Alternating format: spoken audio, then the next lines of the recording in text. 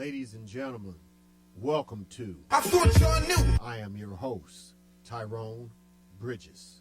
Let's get it. Good evening, ladies and gentlemen. We would like to welcome you. We want you to sit back and relax your mind while we express the way we feel this evening.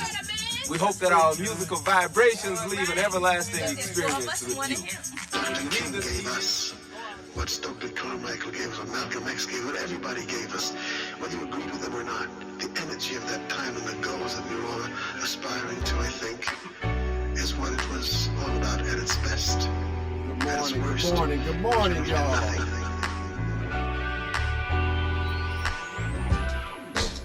I got a right to live. Conscious thinking spread the word through the atmosphere. We distracted while they slowly changing tactics. Make it even harder for the brown and little black kids. We protest and we march. Everybody's got a right to live fast from God. I get the beat, I play my part. Looking for the end so I know where to start. So much to take in. All these years that they thought we was faking. Technology revealing it, you can't keep concealing it. All these dirty cops kill a black man in an instant. That's why we militant. Now you at the border fucking with the immigrants. Another measure, reminder of the oppressor. Make it great again and make costs lesser.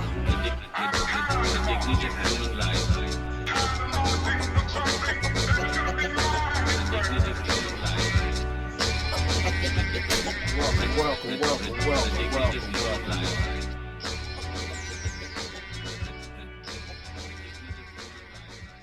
Yo, welcome y'all. Good morning on 4/20/2020.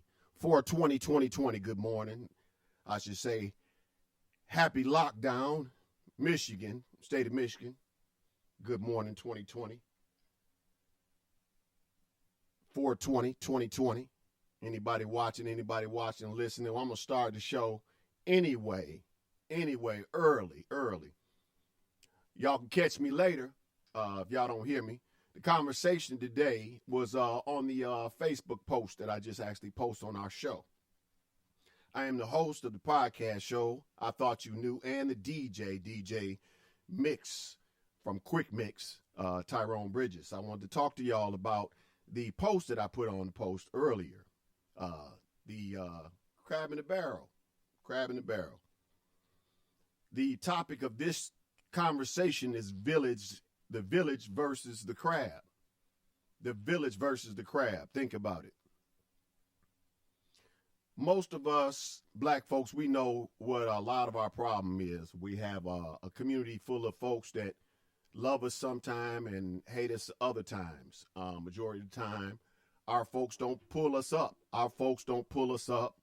And pick us up and push us like they should. Black folk in leadership, same thing. Black folk in leadership, they could be better than what they're doing now. They could be pushing us in the right direction. And also in our homes, we have issues with our home environment where we have the crab syndrome in the home, crab syndrome in the parenting, crab syndrome when you got a baby mama or a baby daddy having differences when they raising a kid.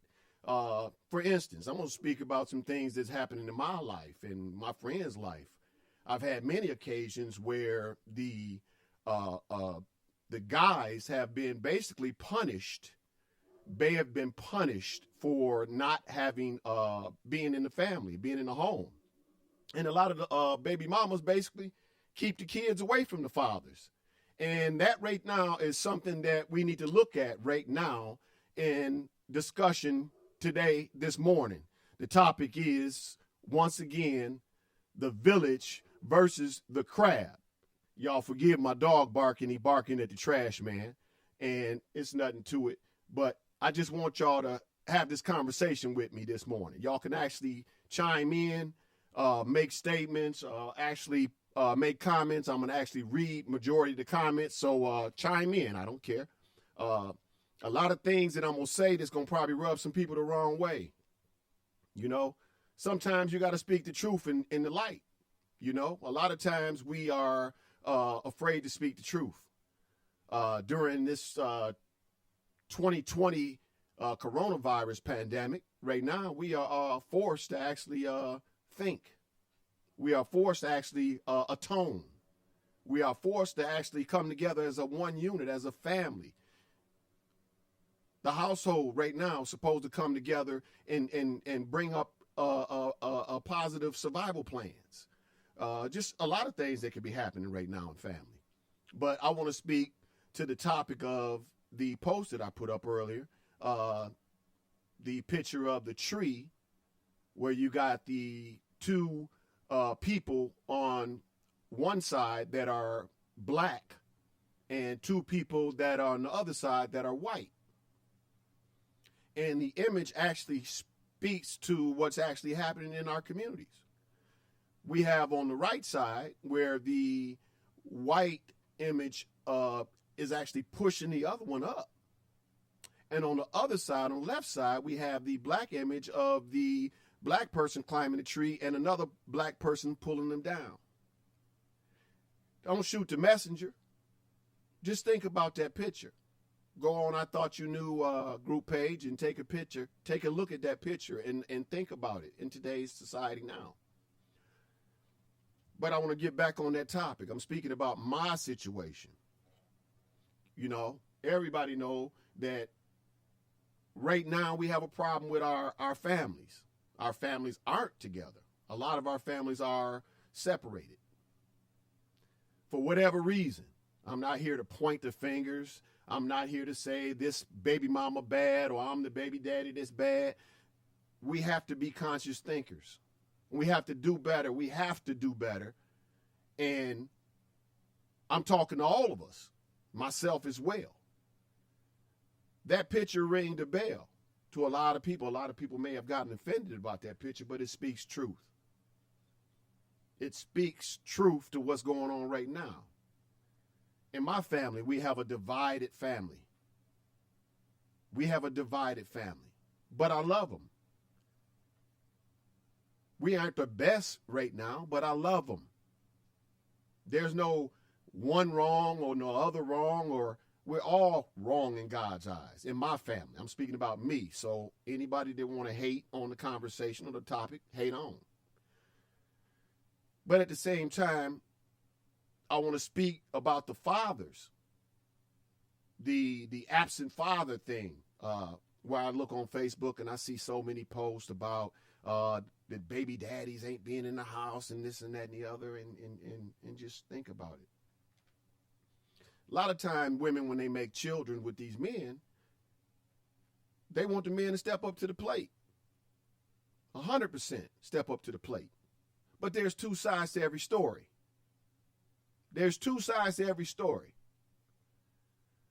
There's the woman's version because she's right there with the child. And there's the man's version. The man that's absent, the absent father. You have two sides to every story.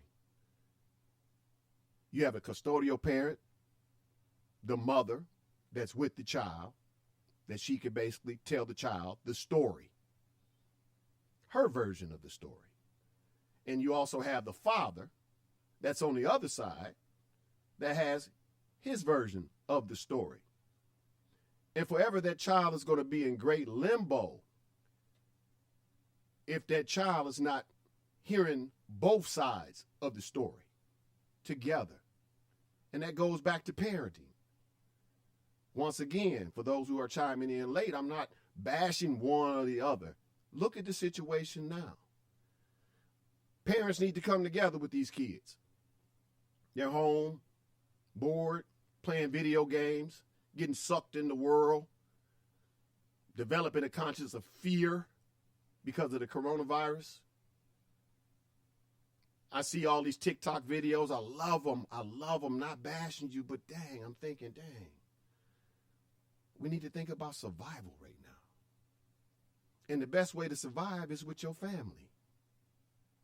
The best way to survive is bringing your family together and actually being aware as to what's going on. This government lying to us day in and day out. We're hearing false statements. We're hearing arguments between the CDC versus the administration stories. We really don't know what's going on. But I know one thing, that this pandemic is causing us to actually atone. Either atone to God, Allah, our family, and this is the time that we should be doing it. This is the time we should be coming together, bringing our heads together, bringing our survival plans together, coming together, looking out for one another. Once again, I don't want to get off the topic of this post. This post is called The Village versus the Crab. Which one are you in the family? Which one are you in the family? All family members, including myself, talk about all family members. There's no big I's and no little U's. But in the times now, this is going to separate the boys from the men and the women from the girls. All right? We have to be conscious. We have to be conscious to what's going on right now when so much information out there in the world is being misconstrued. Look at us, honestly. What's happening, bruh? Look at us honestly. We are out here in these streets. We even have a double reason not to really speak to one another. We have a double reason. The coronavirus, when half of us blacks wasn't really speaking to us blacks, when we weren't lifting one another up. Come on, think about it. Think about what I'm saying. You might not like what I'm saying. It's the truth.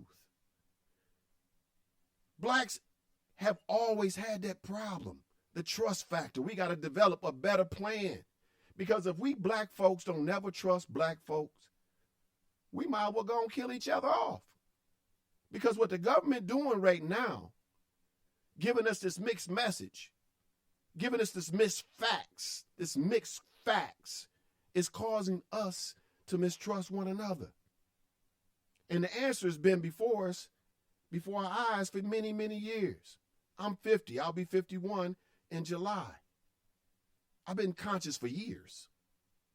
My favorite three books are the Holy Bible, the Quran, and the dictionary.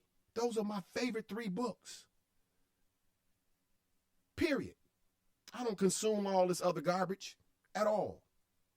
I'm woke. And this conversation is supposed to wake you up. Because black folks, we must do better by any means necessary. I've been putting out this I Thought You Knew page for a while. And I've had many negative comments of black men talking about me, saying different things about me. And I know for a fact, 20 years ago in my militant days, we would have had your head, bruh. That was years ago. But I'm not like that, man. I've been conscious for a long time. I've been helping many families. This is what I do. And I try to put this karma out every day. Wake up, pray, drink my coffee, check this lying-ass news out, and ask God, what can I do for my fellow man today? I don't care if it put my own health in danger. If I can help somebody, I would. I do that every day. And many people right now that's watching, they know I help people every single day. Because I can. Because God put that in me. But I want us to do better. And I'm saying myself. I may help one person today. I want to help 5 people today. Positive. Doing something positive. Hopefully this video will help instill something positive in you. But back to the topic, us black folks got to do better. That crab in the barrel syndrome, we've been talking about this for a long time. And most of us black folks, look at Facebook. Look at your Facebook posts. Look at right now, while a lot of us quarantine, and I'm quarantined, me, my son, and my German Shepherd. I'm not quarantined with a woman. Don't need to be quarantined with a woman. Bottom line, at the same time, you're hearing all these arguments about spouses having issues with one another. And this is the time of atonement. Where in your relationships, you're supposed to work hard on things. And when you're with somebody, you're supposed to treat them like that this is the day one of dating. and keep that energy going. I don't have no perfect relationship. I've never been in a perfect relationship, but I'm saying this is the time right now when men need to really hold on to the women. They need to really hold on and show leadership and stop arguing. Because when this is over and you lose that good woman because you didn't do the right things while we on quarantine and lockdown, you acting like a crab, that's going to be your fault. That's going to be your fault. I went into this quarantine alone. I'll come out this mug by myself.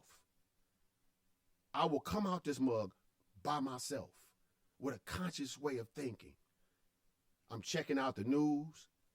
I'm checking out all of what's going on the web. I'm checking it out. That third eye is open. Y'all need to get conscious to what's going on. That's why I'm having this conversation. And yeah, the topic is the truth. The village versus the crab. Let's talk about the village. Back years ago in the townhouses when we grew up, my mama instilled in me years ago, always help somebody. Always help somebody. So we always did things in the community via the candy store, via creating a softball team. Me and my mom's created a softball team called the Southside Sluggers. On the South Side, young African-American men that actually couldn't do nothing but basically be in that caged white townhouses and in the green townhouses. So we actually played different teams, Pine Lake softball team of African-Americans. We also played with the city of Ypsilanti back in the days. We had a softball game with former mayor of Ypsilanti, Pete Murdoch, God rest his soul. It was good times back then. We did a lot of things. My mom taught me a lot of things to do with the community. I actually took a whole bunch of kids to Cedar Point. Every year we went to Cedar Point. We did this as a village. We did block parties. We did everything. I'm talking about we did tournaments, basketball tournaments. We did a lot of stuff. We came together. And it all started when I came and did the block party. Brought all 400-500 people together in the townhouses on Arbor Drive, the basketball court. 400 to 500 black folks together. Nothing happened. We had music, barbecued. Everybody brought their grills out, everything. We did this years ago. This was 1993.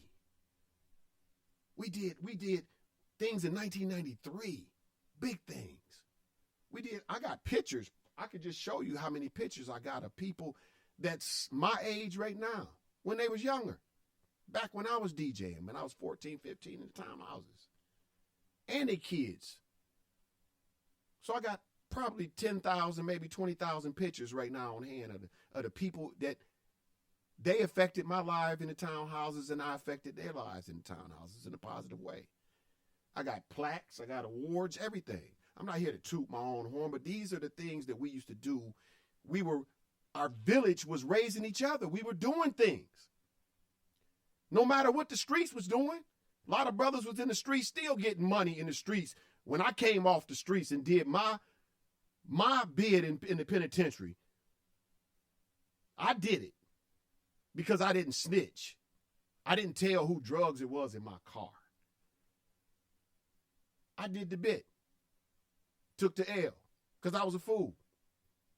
But when I came out, I was conscious. I was trying to uplift my community. A lot of people, before I went to prison, they didn't say anything to me when I came out. They didn't want to kick it with me. Y'all know who y'all is. Come on, be real. Y'all ain't want to kick it with me. Y'all didn't want to kick it with me at all.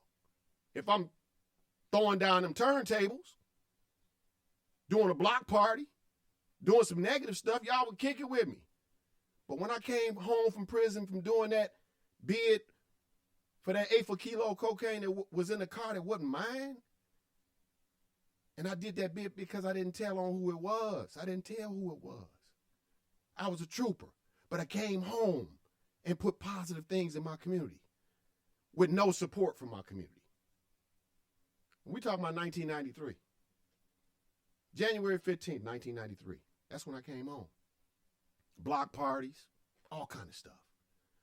Didn't have support. And it goes back to the topic of the village versus the crab. Didn't nobody have support for me?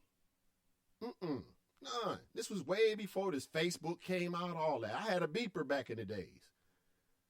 I had a beeper, pager. Everybody called it pager, whatever. Then they combined in Nextels. But we didn't do that back then. We came together. We did things in the community because it served the community. It didn't serve our benefit. It served the community. My mom taught me that many, many years ago. Miss Leola Bridges, God rest her soul. And that's why I put this whole topic back on me, because I don't want to sit there and point the finger at people. I wanted to actually share this as a testimony to that Facebook post I put up. It's a crab in the barrel syndrome. We have a lot of folks, black folks, where I live, black folks where I live, that I helped many, many years ago, that's watching this, know I've helped them, but still wouldn't support me. Still wouldn't support me on nothing that I do. But I'm not bitter about that. I'm still conscious. As the same brother that you met back years ago in my journey back years ago, I'm still that conscious brother, still helping people. And it goes to this topic that I put up, because we have to do better amongst ourselves. And this 2020 coronavirus right now should show us a lot. I talked about the baby daddies and the baby mamas and stuff like that. Yeah, and even in the dating in the dating realm, I'm talking about myself. A lot of women that I probably dated in the past, just they still hate. There's a bunch of young females that I had conversations with, older females I had conversations with. Oh, I heard. Come on, y'all. Is that what the hell we do? Put a man or a woman down all the time? Are we going to do better?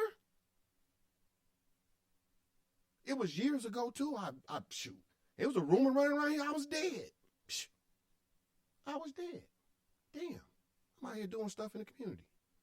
And some fool got a rumor around here that I was dead. Let me see. Other rumors. That I was gay. Many rumors. I'm putting this conversation on me because I don't want nobody to say, oh, don't talk about me. Don't talk. No, I'm talking about me. The many rumors out there, the many hate, the many crabs that I've had against me for many years who've lied on my ass. And I put in work for over 20 years in Ypsi. For over 20 years. I want to say 27 years in Ypsi. To this day, you don't hear very many people speaking the truth that brother's a damn good brother. He helped me. He do this. He do that. He do this. He do that. But you hear the damn crab. You hear the person or the people or even black men who are afraid to actually face me, want to talk bad about me. I have brothers call me all the time. Man, did you hear this nigga say this, that? Bruh. Ain't nothing that no black man on earth can say bad about me after I done went and served a penitentiary bit for another black man. And I didn't tell his name. Fucked up my name. Name scarred forever because I went to the penitentiary for that eighth of kilo cocaine for this individual. I saved this Negro twice. 2 times. Let me tell you the story. Years ago, people, y'all remember that swimming pool, recreation swimming pool. Anybody grew up on the south side of Ypsilanti, y'all know the story. I might be dead tomorrow. I got to tell a story. Fuck it. We on this real conversation. I went to the recreation pool with my buddy Jeff Flakes years ago. God rest his soul. I heard he passed away. This is when we was used to live in the townhouses. Just show you how my positive karma has affected this black man's life. Years ago, I think I would say 15. This same black man who I saved in the pool, in wreck pool from drowning in the deep end, is the same black man that I went to the penitentiary for in 1989. So I saved this black man 2 times. So here's the truth of my story. I went to the penitentiary for this black man in 1989 and saved his life years ago at Recreation Pool with my best friend Jeffrey Flakes from the Townhouses. How in the hell did that happen? Y'all know who it is. Y'all know back in the days I was a DJ, one of the popular DJ in the Townhouses. My story is what it is. Tyrone Bridges get caught years ago with the 1/8 kilo of cocaine in 1989. But a percentage y'all in Woody Court knew who the story really was. Went to prison for another black man. That's what I went to prison for. For all you liars and all you haters, told the story, he went to prison for this, he went to prison for that. That's the truth of my story. I consider myself a village. I went to prison for the crab. I saved him twice. He was drowning in Recreation Pool years ago. And me and a black man by the name of Jeffrey Flakes jumped in and saved his ass. So I threw that nigga 2 lifelines. So yeah, that's the story. That's the whole story. Before my book got a chance to come out and my documentary got a chance to come out, my cousin broke in my house years ago by the name of Dante Skinner. I'll tell y'all, stole $12,000 worth of recording equipment from me. My family set me back $12,000 of recording equipment. I had that in my home. I was raising my son. My cousin, Dante Skinner, broke in my house and stole everything. My documentary, everything that I was doing. I had a little mini movie series coming out. This man stole all of my stuff. Then my kids and I went to a music store and actually found some of my equipment. Music Go Round in Ann Arbor.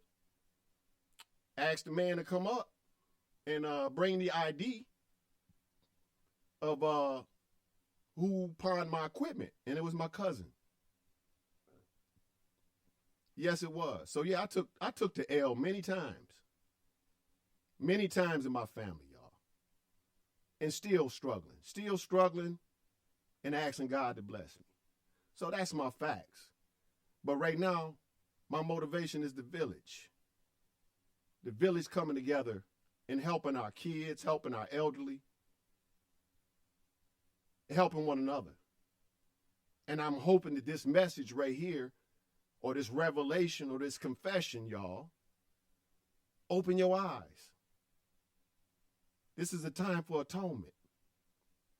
And all you haters out there that have been knowing me for many years, that's been spreading these rumors and these lies, women and men, I ain't mad at you, because your ass helped me.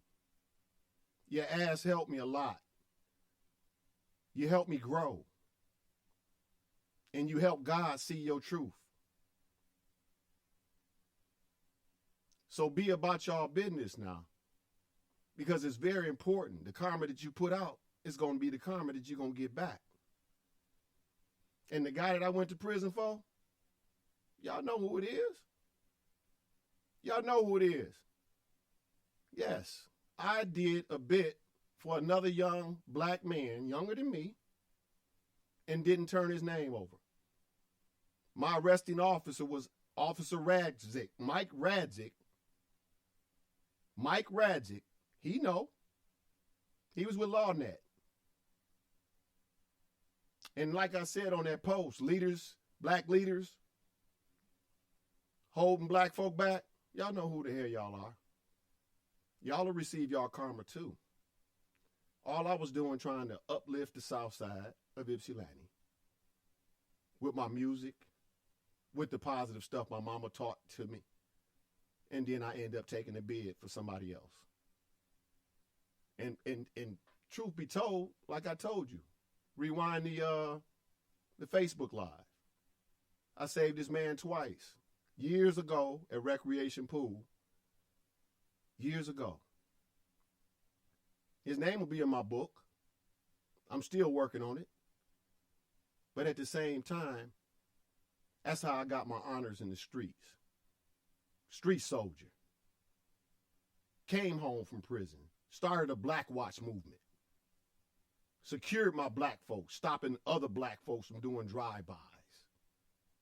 Asked the mayor to support me. At the time, her name was Cheryl Farmer. She said she don't want to help support no vigilante group. So I had to get the money up myself. It happened. 20 men and one sister, Sister Betty. Real soldiers came out and helped me. And we made a movement. And y'all know my history. Y'all know our history. We've helped a lot of black folk. A lot of black folk. But sometimes a lot of us black folks, we forget where the hell we came from. And I was one of them true ones that never forgot where I came from. Never forgot my journey. Never forgot my truth. I was in the game and I didn't turn my back on the man that I went to prison for. But at the same time, I'm out in the community trying to help the community. Regardless of what happened. Even a few, I want to say about almost a year back, I bumped into him at a My Brother's Keepers conference. Do you know he didn't even speak to me? The guy I went to prison for. The guy I saved twice. My confession. He didn't even speak to me. And we out helping black men. I didn't get bitter and be like, oh, this. No, I don't go there. I've already did a bit for you. And saved your ass twice. But you mean to tell me you couldn't even speak? Yeah, bruh. Fuck me up. That's why I stopped going to the meetings. Because the preacher there was like, is his best friend. He know the story. That preacher know the story. That's why I stopped going to the meetings. I told many people about it. I told Derek Jackson. I told a lot of people. I didn't want to be affiliated with it again. That's why I pulled myself back from helping with that organization, because I see what was going on. I didn't like it. Fucked me up. Because I know for a fact, there's some brothers in prison right now. Respect me. Many brothers. I would say over 1,000. I was an ex. Moors and the Melanics. I was his spiritual advisor, assistant spiritual advisor to the Melanic Islamic Palace of the Rising Sun. Very powerful brother when I was there. But I woke up. I said, when I leave out of them gates, I never return, but I will return in the community with a message. You know, my brothers have been always, my Moors, my Moor brothers in the Bays, the Eels and the Bays have always supported me. Always have supported me. My Melanic brothers have always supported me. The brothers from the Nation of Islam have always supported me. Always. Always. Because I did what I did in the community. I helped the community. Trying to stop black on black crimes. A lot of people forgot about that. They didn't give a care. My salam. A lot of people didn't care. But I care. I got to share the story because everybody's sharing all these other stories. I got to share my story. Once again, the topic is the village versus the crab. Who are you? What are you to your family? What are you to your community? What are you as a black politician to your constituents? And let's be 100% real. Are you one of them ones that stop potential brothers like me from getting into office because you know I can do something positive? I got many stories I can tell y'all. Black politicians blocked me in 2016 when I ran for office. Masterminded at the church. Masterminded at the church with the help of a preacher. Yeah. And I got calls from a lot of politicians that was trying to pull my coattails and tell me what was going on. I knew all that too. That's why I backed off the politics. Because the black politicians that was staring me in my face, smiling, was lying to me the whole time. And conspiracy was in their back pocket to keep me out of office. But y'all, I want to share this with y'all. I just want to share this information with y'all. For those who didn't hear the whole story, this is my story. This is my truth, my confession. And this is why I'm not one of the crabs. I'm part of the village. We have to help these kids. We have to help one another. Black folks, we got to help one another. And if you're going to always think that every black man is going to harm you, then something wrong with your psychic.